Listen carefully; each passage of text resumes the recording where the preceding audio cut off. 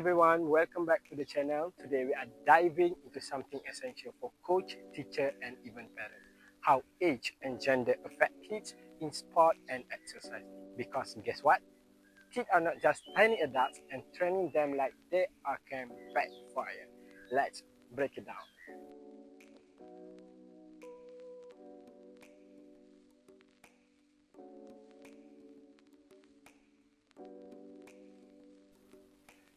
Let's start with growth. From age 5 to 6, kids go through an growth spurt, but after that, it slows down and becomes more steady. Then puberty hits and boom, growth PR again. Generally, boys tend to be taller and heavier than girls during adolescence. But here's an interesting fact. Research shows obesity in girls can cause earlier puberty by Lee et al. In 2007. One big myth. Kids are not just smaller adults. Not true. Kids have shorter legs and longer torsos. Their center of gravity is higher, especially in K2, so they are more prone to falling. But over time, that center of gravity lowers, which helps with balance and coordination.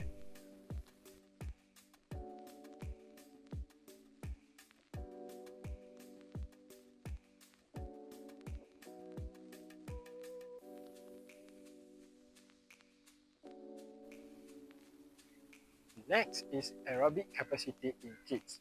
Here is where it gets really interesting. Aerobic training doesn't significantly boost aerobic power in younger kids. Their improvement often comes from a better movement efficiency, not through endurance kids. Imagine these 8 years old and 16 years old are running at the same pace, but the 8 years old is working at 90% of their max, while the 16 years old is cruising at 75%. The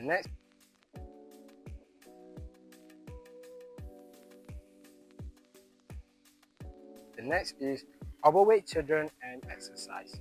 Now let's talk about overweight kids. It's not that they don't like to walk around, but they only have a lower oxygen capacity and get tired faster, so they perceive the effort as harder. Solution: adjust the workload, not the expectation.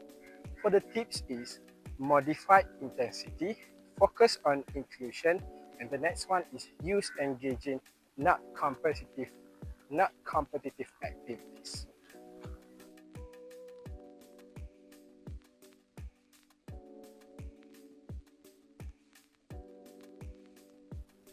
Next is teaching motor skill.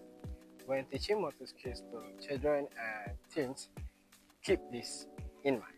The first one is let every child try every position and skill. Celebrate effort over talent. Third, do not assume starting early guarantees success. And the last one is create a positive, pressure, and free environment. Assume all students have the ability to achieve.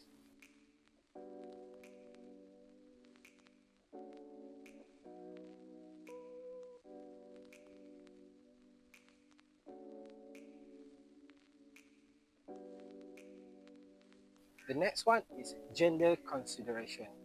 While boys and girls generally grow at similar rates before age 11, puberty things change. Boys often gain more muscle mass, while girls may face earlier biological change like puberty. That said, always focus on individual ability, not gender stereotypes. Backdrop: avoid labeling certain sports or as boy or girl sports, or encourage participation based on interest and enjoyment.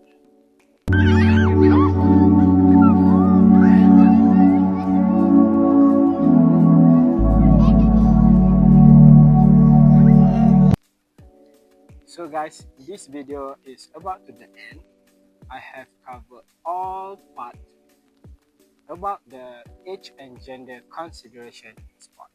So next time you are coaching a young athlete, remember this.